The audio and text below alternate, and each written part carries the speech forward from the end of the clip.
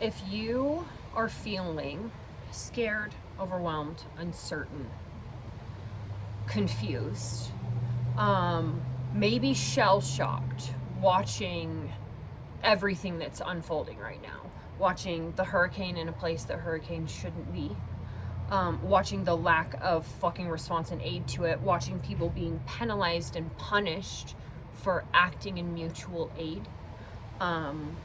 We have a strike happening. It's a shit show. It's a shit show. It's a fucking shit show. And if you are afraid and overwhelmed and uncertain right now, I want to have a really important conversation with you, because I can imagine you're going like, I don't know what to do. What do I do here? What do I do? Like, I can't control any of this. I want to have a really important conversation with you, okay? I want to explain to you what you can control, and not just what you can do or what you could do, but like what I would offer, like you need to do, what you need to do right now in response to what's happening. And it is going to be a lot more simple and accessible than you may think, okay? I need you, one, to check in with yourself and ask some questions about yourself in terms of, how healthy is my communication? How healthy is my relationship capability and how I talk to myself and my relationship with myself? How healthy is my self-love? Okay, that's our first question. There's a reason we're going to build on these, okay? First question is how well do I love and connect with myself? Because if you're like, I fucking hate myself, step one, okay? I need you to get into a space that is just like healthy and cleaner with yourself. You deserve it. You are worthy of it. You are worthy of the time, effort, and energy it takes to take care of yourself and learn to love yourself, okay? Step two, I need you to start to let yourself be uncomfortable, to choose to be uncomfortable, to start to engage in creating community. I'm going to give you some steps. It's going to be simple. To start to engage in creating community. And this step one of, do you like yourself and do you love yourself and what's your relationship with yourself like, is really important, because this is a question is whether or not you're capable right now of being in community, because it requires being a healthy, functional person to engage in healthy, functional community. And the only way we survive this, the reason this is all happening, is to push us back towards village and connection and community. Okay? Let's tap on our chest. Let's come into our breath. How the fuck do I get a village, Shantae? I want you tomorrow, you're going to go on a walk around your neighborhood where you live. And when you see somebody in the wild who is in your neighborhood, you are going to stop. You are going to say hello. And you are going to engage with them. Not just, hi, how are you, good morning. You're going to say hello. And wait for a response. And you're going to listen to the response. And you're going to say, hey, I believe we're neighbors. I believe we're neighbors. What's your name? And you're going to get their name first. And then you're going to repeat it back. Hi, name. Nice to meet you. I'm... And you're going to give their name. And then you're going to start maybe to ask some questions and get to know each other. How long have you lived here? Oh, cool. Yeah. Do you have any kids? You're going to start to get to know your neighbors. Okay? If a hurricane, if a natural disaster showed up on your fucking doorstep tomorrow, who around you, do you know? Who around you, everybody's first thing is, what about me? So who around you could help you? Do you know? Who around you could help you, could assist you? I know that I have an electrician next to me, and I also know I've got a mechanic next door to me, and I also know next to that I have a highly disabled elderly man whose wife recently died. Do you know who near you would need help? I was driving home today, and village is the only way we fucking survive this, okay? Because also, if one person grew zucchinis in their backyard, Michelle grew zucchinis, and Mike grew fucking peas, and I grew pumpkins, then it comes to harvest season, and Courtney grows tomatoes, and there's apples actually down on the other street, and we all had that, then we would come together and we would trade our goods, we would trade our food, right? Village was stolen from us by a nuclear family being created as a marketing tactic to sell more electronics by General Electric. The same person who orchestrated and designed the Yahtzee propaganda is who designed the nuclear family to split us off from each other.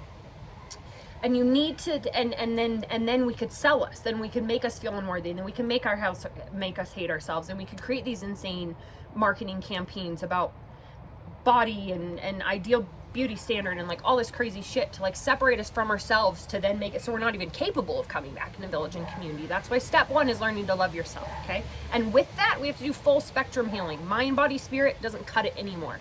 Physical body, astral body, mental body, emotional body, creative body, and motherfucking collective body, because you are part of the collective. And I say all of those things for comprehensive healing because you have to get in touch with your intuition.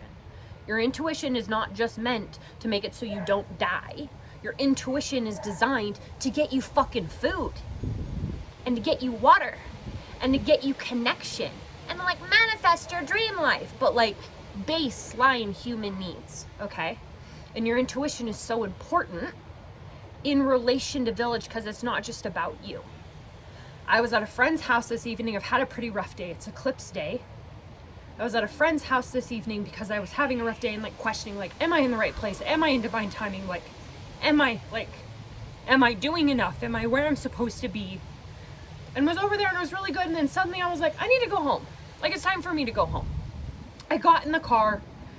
I let some people in, as I try to do, because I used to get so pissed about road rage and traffic. So I try to let people in instead.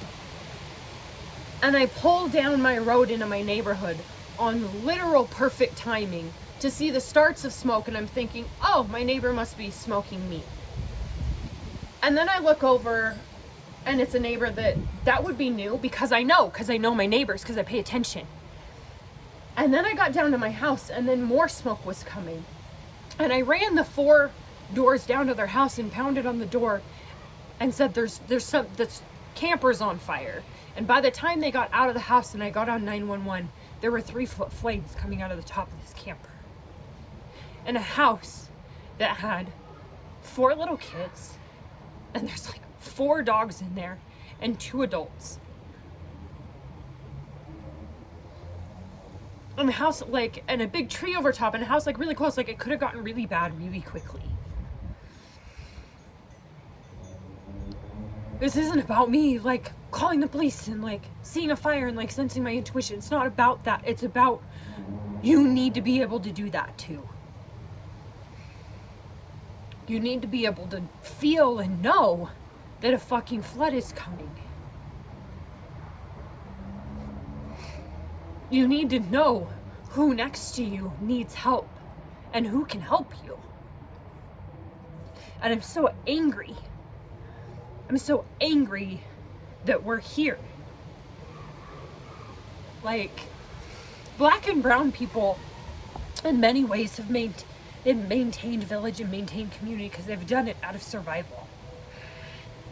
And like, the nuclear family was designed for white people. It was designed for middle-class white people. It was after the Great Depression.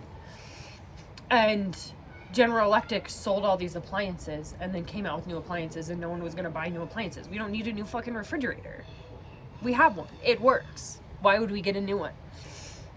And so they created this Keeping Up with the Joneses campaign. And what it did is it put fences between our yards so that my yard could be better than your yard. And it put me with the fancy fridge that my neighbor doesn't have. It's worth buying it now. And it put us just like in love with capitalism because of the way that it made us feel. And how that carries over from the start of this country and being on the backs of Black and brown people, and the way that it makes us feel, this like idea of supremacy based on skin color. We gotta stop even saying that fucking word. We've gotta stop saying that phrase. We've gotta stop saying the supremacy with it.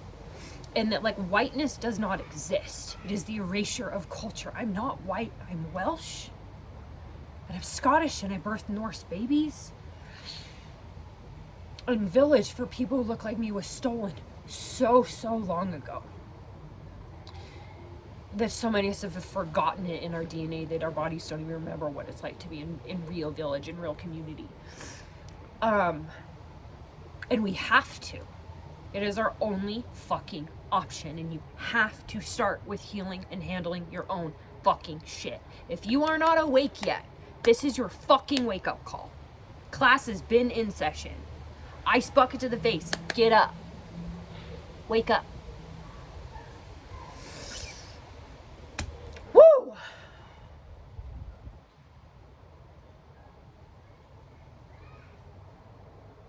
We're gonna be okay. We're gonna lose a lot of people in the process. We already are. There's gonna be even more really scary, really uncomfortable shit coming up and out. And your job, the only thing we can control is how our relationship was with ourselves, so how we can show up in community and your community, and start with the people next door to you.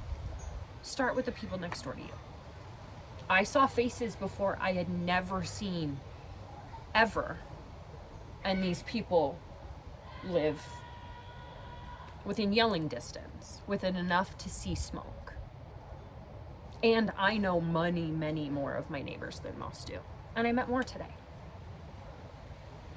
Get to know your neighbors. And not just, hi, how are you? But like, if there's an elderly neighbor, hey, you know what? Like, just in case something ever happened or you needed help, I'm going to give you my phone number. And then you put your name in their phone, full name with your address. If they're elderly, maybe some notes as to who you are. I've got the shaved heads and the colorful hair. And then you get their contact also with their address. And then you write some notes about who they are. Because I now know on 14th Street someone who for sure would need help. She's an old crone witch. She's carrying generations and generations of wisdom. She matters. She's important. She's helped keep our trees alive in this city with the work that she's been doing holed up over there in her house. And I now know that. Do you know that? And does someone know that about you? Are you the person who needs help? Does somebody else know? And we get through more than just surviving this in community. We can come in our day-to-day kind of things into a place of like thriving in community. And if you need help, go look at the camps in Gaza. Because there are people there living together in community. It's the only option we have. Right now, North Carolina. Those old spooky as fuck mountains, like all they have right now is community. And we are watching in horror. Stop being afraid and do something. Be your answer to your future. Okay? I love you. We're doing an 11/11 experience on 11/11. If you need help to like get that in touch with your intuition, I guarantee your relationship with your intuition can be better, and money back guarantee the 11/11 experience can help you do it. I'm that fucking confident in it. Whew! So grateful. Thank you for hanging out with me. We're gonna do some tapping later in a different video because I'm gonna go breathe and eat is what I'm gonna do. Okay. Bye.